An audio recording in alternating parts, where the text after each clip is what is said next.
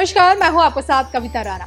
महाकाल लोक में मचा ऐसा बवाल, गर्भगृह में आई विवादों की सुनामी, खतरे में नेताओं रसूखदारों की वीआईपी एंट्री और अब जाकर आम भक्तों को मिलेगा इंसाफ। एक बार फिर शिप्रा किनारे बसी उज्जैन नगरी में विद्यमान कालों के काल महाकाल का धाम मीडिया की सुर्खियों में है। भांग का मुखौटा टूटने और स्वर्ण ध्वज के गिरने के बाद भूमंडल के इस स्वामी के गर्भगृह पर बवाल मचा हुआ है। कोर्ट का दरवाजा खटखटाया जा चुका है, लेकिन क्या वीआईपी कल्चर के आगे महाकाल के आम भक्तों को न्याय मिल पाएगा? इसी पर देखिए आज की हमारी सबसे स्पेशल रिपोर्ट। भूमंडल के स्वामी का धाम, दक्षिण मुखी ज्योतिर्लिंग की धरातल, महाकाल भक्तों का गढ़, देखिए सिर्फ धर्म ज्ञान पर। कॉरिडोर बन जाने के बाद राजा विक्रमादित्य के इतिहास को समेटे उज्जैन नगरी अब चमक भी रही है और दमक भी रही है। यहाँ शिप्रा किनारे बसा महाकालेश्वर धाम, जहाँ बसते हैं भूमंडल के स्वामी, और ऐसा कोई देव नहीं जो यहाँ आया नहीं और ऐसा कोई इंसान नहीं जिसे उज्जैन की इस धरती पर महाकाल ने अपनाया नहीं। यही वो पवित्र स्थल है जहाँ विद्यमान है दुनिया का इकलौता दक्षिण मुखी ज्योतिर्लिंग। यही वो धरा है जहाँ से संपूर्ण सृष्टि का समय निर्धारित होता है। विश्व की ये इकलौती ऐसी धरातल है जहां भस्म से सोचे कालों के काल महाकाल का श्रृंगार होता है, और अब महाकाल की इसी नगरी से तबाही के संकेत भी मिल रहे हैं। और तो और गर्भगृह के भीतर बवाल भी मचा हुआ है। शिखर ध्वज के गिरने और भांग का मुखौटा टूटने के बाद अब गर्भगृह को लेकर छिड़ी जंग अदालत की चौखट पर पहुंच चुकी है। महाकाल लोक में नेताओं और रसूखदारों को मिलने वाला वीआईपी कल्चर विवादों में आ गया है। गर्भगृह में नेताओं रसूखदारों को ही एंट्री क्यों?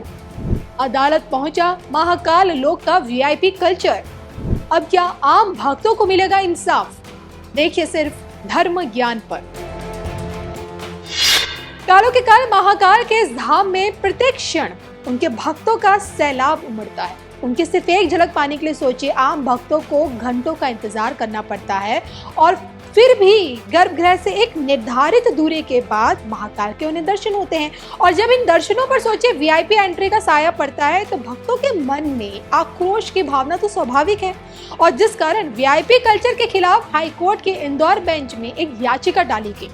मामले में याचिकाकर्ता ने सवाल उठाया है कि सैकड़ों किलोमीटर दूर से आए भक्तों को बाहर से दर्शन कराए जाते हैं, जबकि नेताओं को अधिकारियों के लिए गर्भगृह खोल दी जाती है। आखिर क्यों वीआईपी कल्चर का पालन महाकालेश्वर धाम में हो रहा है? अब आपको बता दो कि महाकाल के गर्भगृह में जिन चेहरों को महाकालेश्वर ज्योतिर्लिंग का रुद्राभिषेक करते हुए हम और आप देखते हैं, उनमें नेता, अभिनेता, उद्योगपति, रसूखदार परिवार से आने वाली बहुत सी हस्तियां शामिल होती है, और इसके पीछे की वजह सिर्फ एक है, वीआईपी कल्चर।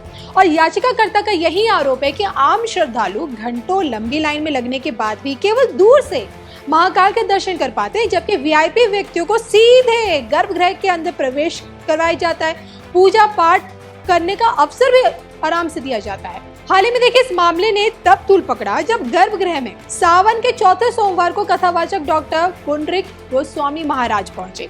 उन्होंने यहाँ करीब आधे घंटे तक पूजा अर्चना की, और इस दौरान पुजारी परिवार की महिलाएं भी बड़ी संख्या में मौजूद थी जो जलाभिषेक भी कर रही थी। हालांकि उन्हें अनुमति थी या नहीं, इस पर जिम्मेदारों ने चुप्पी साध रखी है, जो मंदिर के जो अधिकारी हैं। और इतना ही नहीं, आरोप है कि बीजेपी विधायक गोलू शुक्ला और उनके बेटे रुद्राक्ष भी मंदिर नियमों का उल्लंघन कर जबरन गर्भगृह में घुसे। सावन के दूसरे सोमवार को भस्म आरती से पहले उन्होंने जबरन गर्भगृह में प्रवेश किया। और इन्हीं सब को देखते हुए याचिकाकर्ता का सबसे बड़ा सवाल यह है कि महाकाल जब सबके तो फिर गर्भगृह में वीआईपी कल्चर क्यों? याचिका में न सिर्फ वीआईपी कल्चर को खत्म करने की मांग की गई है, बल्कि सभी भक्तों को समान अवसर मिले, इस पर भी जोर दिया गया है। याचिका में यह भी कहा गया है कि अगर वीआईपी कल्चर को खत्म नहीं किया जा सकता है तो फिर एटलीस्ट आम श्रद्धालुओं के लिए भी निश्चित समय पर खोली जाए गर्भगृह, और इसके लिए अगर चाहे तो मंदिर संचालन समिति कोई शुल्क निर्धारित भी कर सकती है। हालांकि इस मामले में एक लंबी बहस के बाद कोर्ट ने फैसला सुरक्षित रख लिया है, और अब न सिर्फ बाबा के वीआईपी भक्त बल्कि आम भक्तों की निगाहें कोर्ट के इसी फैसले पर टिकी हुई है। 100 बात की देखिए एक ही बात निकल कर आती है कि वीआईपी कल्चर के चलते गर्भगृह में विवादों की सुनामी तो आ गई है, लेकिन अब इस सुनामी में कौन बहेंगे, महाकाल के आम भक्त या फिर वीआईपी भक्त, ये तो वक्त बताएगा। आपकी इस खबर पर क्या राय है, कमेंट करके बताइएगा जरूर।